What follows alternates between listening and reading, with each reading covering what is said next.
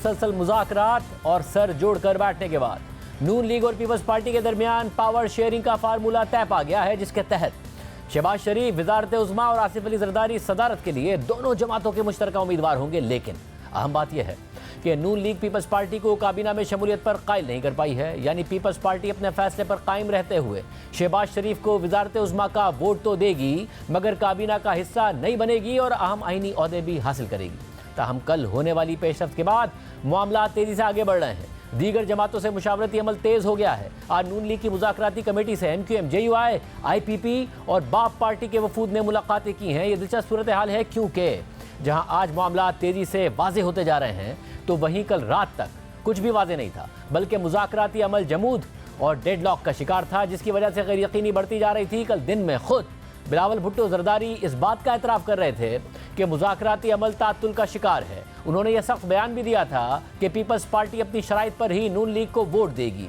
मगर फिर रात को अचानक शहबाज शरीफ की आसिफ अली जरदारी और बिलावल भुट्टो जरदारी से मुलाकात हुई, जिसमें मुज़ाकराती कमेटियों के अराकीन भी मौजूद थे। मुलाकात के बाद तीनों रहनुमाओं ने प्रेस कॉन्फ्रेंस करते हुए पावर शेयरिंग के फार्मूले का ऐलान कर दिया और साथ ही कौमी असम्बली में हुकूमत साजी के लिए अक्सरियत होने का दावा भी कर दिया। अब पाकिस्तान पीपल्स पार्टी और मुस्लिम लीग नवाज के नंबर्स पूरे हो चुके हैं और हुकूमत बनाने की पोजीशन में है।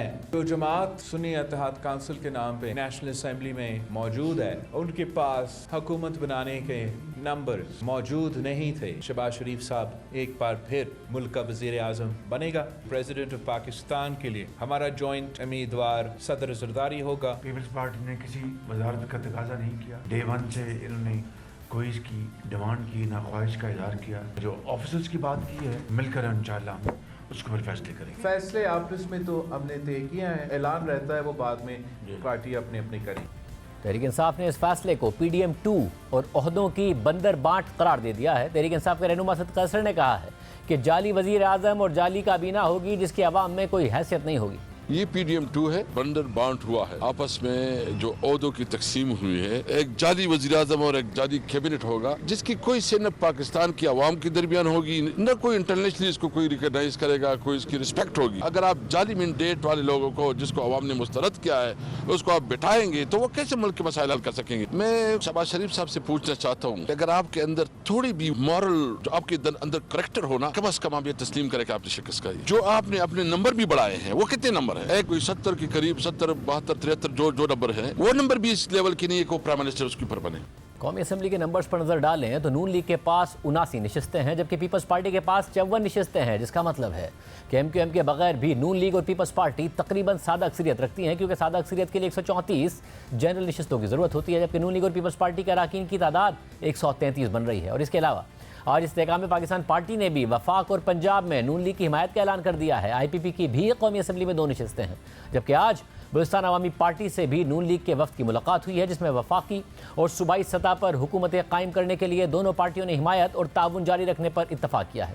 बलूचिस्तान अवामी पार्टी की कौमी असम्बली में 1 नशिस्त है, मगर इस पूरी सूरत हाल के बावजूद इस वक्त भी कौमी असम्बली में तहरीक इंसाफ के हिमायत याफ्ता आज़ाद अराकीन की तादाद सबसे ज़्यादा यानी 92 है और PTI का दावा है कि उनमें से 86 अराकीन की सुन्नी इत्तेहाद काउंसिल में शमूलियत के सर्टिफिकेट इलेक्शन कमीशन में जमा करा दिए गए हैं। मगर बड़ी जमातों के साथ अलायंस बनाने से इनकार के बाद तहरीक इंसाफ के पास सुन्नी इत्तेहाद काउंसिल के प्लेटफॉर्म से भी हुकूमत बनाने के लिए इस वक्त सादा अक्सरियत नहीं है। ताहम PTI अब भी फॉर्म 45 के मुताबिक मुतअद्दिद हलकों के नताइज का इंतजार कर रही है, जिसके बाद उनका दावा है कि वो अकेले ही हुकूमत बनाने की पोजीशन में आ जाएगी।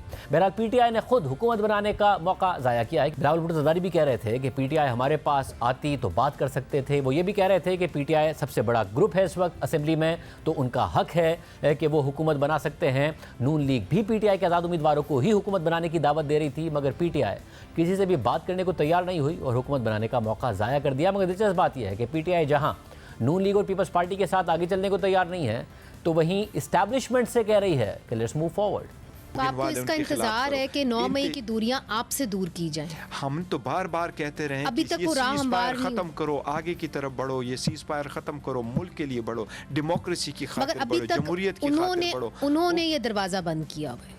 बातचीत का उन्होंने दरवाजा बंद किया, आपने दरवाजा बंद नहीं किया। देखिए, हमारे तरफ से अगर दरवाजे हैं तो दरवाजे तो पॉलिटिकल पार्टी होती नहीं है जो दरवाजे बंद रखे। हमारे दरवाजे कब से बंद सिर्फ है? पीपल्स पार्टी के लिए बंद है। नहीं, पीपल्स पार्टी के लिए PMLN बंद नहीं, पीपल्स किसी के लिए बंद नहीं, लेकिन हमारा एक प्रिंसिपल स्टैंड हमने लिया हुआ है। जो है। लोग हमसे ज्यादतियां कर मगर रहे हैं, सर प्रिंसिपल स्टैंड जो है वो फिर एस्टैब्लिशमेंट के लिए नहीं है। नहीं, प्रिंसिपल स्टैंड देखें ना, एस्टेब्लिशमेंट के साथ तो नाम लेकर के आते जाते हैं कि पीटीआई ने कुछ किया। हम ये कहते हैं कि 9 मई के पीछे कब तक चुपेंगे, बस इनफ है।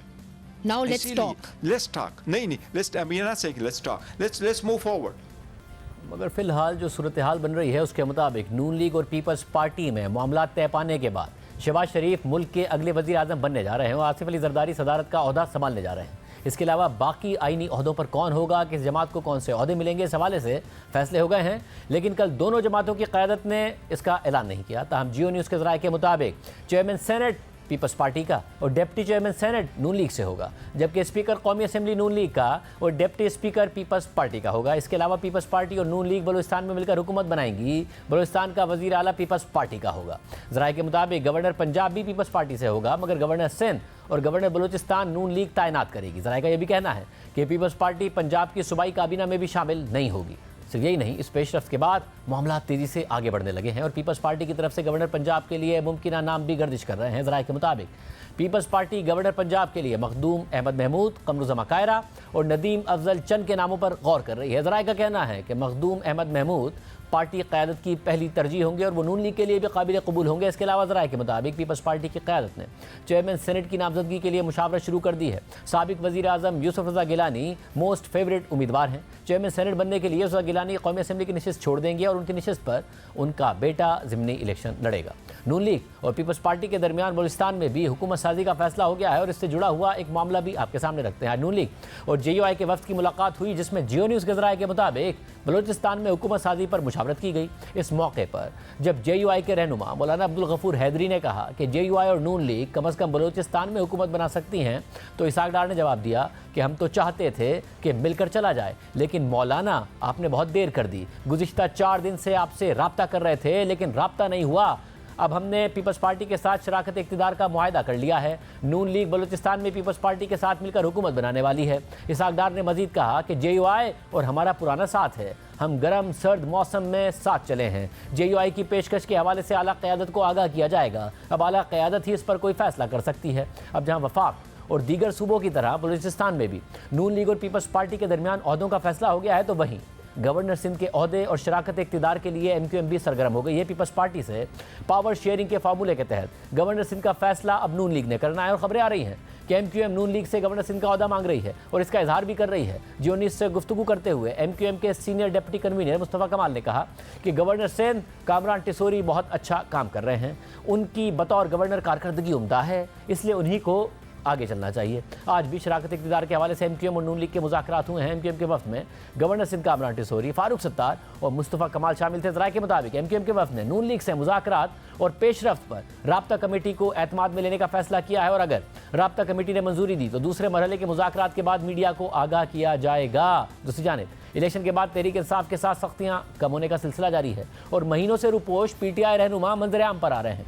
आज पेशावर हाई कोर्ट ने PTI के रहनुमा वज़ीर आला पंजाब के लिए पार्टी के नामजद उम्मीदवार मियां असलम इकबाल की 4 मार्च तक राहदारी जमानत मंजूर की है, जिसके बाद उन्होंने मीडिया के नुमाइंदों से बात भी की। साथ ही साथ तहरीक इंसाफ ने दोबारा इंट्रा पार्टी इलेक्शन कराने का फैसला भी कर लिया है। ज़राए के मुताबिक तहरीक इंसाफ आइंदा 2 हफ्तों में इंट्रा पार्टी इंतखाबात कराएगी, जिसके लिए तैयारियां शुरू कर दी गई हैं। आज इस्लामाबाद हाई कोर्ट ने इस्लामाबाद के कौमी असम्बली के तीनों हलकों से नून लीगी उम्मीदवारों की कामयाबी के नोटिफिकेशन मुअत्तल करने का फैसला बरकरार रखा है और उसे इलेक्शन कमीशन के फैसले से मशरूत कर दिया और कहा है कि इलेक्शन कमीशन में ज़ेर इल्तवा दरख्वास्तों के फैसले तक नोटिफिकेशंस मुअत्तल रहेंगे। ट्रिब्यूनल की तश्कील के बाइस इस मामले पर मज़ीद समाअत नहीं कर सकते। अदालत ने इलेक्शन कमीशन के वकील की यकीन दहानी के बाद दरख्वास्तें निपटा दी।